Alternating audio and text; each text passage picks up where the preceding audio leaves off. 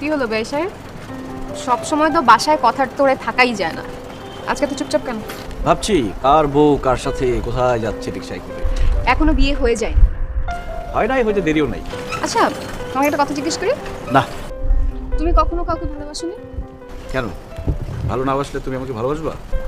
এত ফান করো না, একটা কোয়েশ্চেন করেছি, জবাব দাও। বিয়ানের সাথে ফান করবো নাকি রাস্তার কারোর সাথে ফান করবো? বিয়ের পর না এরকম রিক্সায় ঘোরাঘুরি খুব মিস করো। কেন? হচ্ছে তারা তো অনেক বড় লোক, ওরা কি ওদের বউকে রিক্সায় ঘোরাঘুরি করতে দিবে? রিক্সা থেকে সোজা গাড়িতে। আচ্ছা, এই মাসুদ সাহেব লোকটা কেমন? ভালোই তো হবে, ভাইয়া ভাবি যেহেতু বিয়ে ঠিক করেছে ভালোই। আমার মনে হয় কি ভালো হবে না, কারণ এইসব বড় লোকদের অনেকগুলো করে গার্লফ্রেন্ড থাকে। ফান করতেছো আবারও? আরে না, পান করছি না, সত্যি কথা বলছি। এই বড় লোকেরা হুইস্কি ভদকা এইসব নিয়ে থাকে, ভালো করে খোঁজখবর নিয়ে দেখো। তুমি থামবা?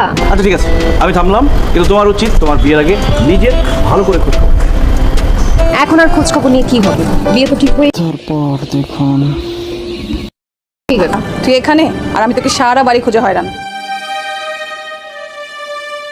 আচ্ছা শোন, মাসুদ বিকেলে গাড়ি পাঠাবে, তোকে নিয়ে নাকি জুয়েলারি শপিংয়ে যাবে, তোর পছন্দ মতোই গয়না কেনা হবে। ভাবি পরশু বিয়ে, আজকে যাওয়াই লাগবে? যেতে যখন বলেছে তখন যেতে তো হবেই। ওরা ওদের পছন্দ মতো কিনে। আহা, এসব বলে না, তুই 5টার দিকে রেডি থাকিস। ভাবি আমার না যেতে ইচ্ছে করছে না। কি যে বলে মেয়েটা, আজ বাদে কাল যার ঘরের বউ হবি তার ইচ্ছা অনিচ্ছার মূল্য তুই দিবি না? শুধু ওরই ইচ্ছার মূল্য আছে, আমার কোনো ইচ্ছার মূল্য নাই। ওটাও আছে, আগে বিয়েটা কর, তারপরে স্বামীর নাকে দড়ি দিয়ে ঘুরাবি। কেন? তুমি কি ভাইয়ার নাকে দড়ি দিয়ে ঘুরাও? প্রয়োজন হলে ঘুরাতাম। আচ্ছা এখন আয় তো, রেডি হয়ে নে।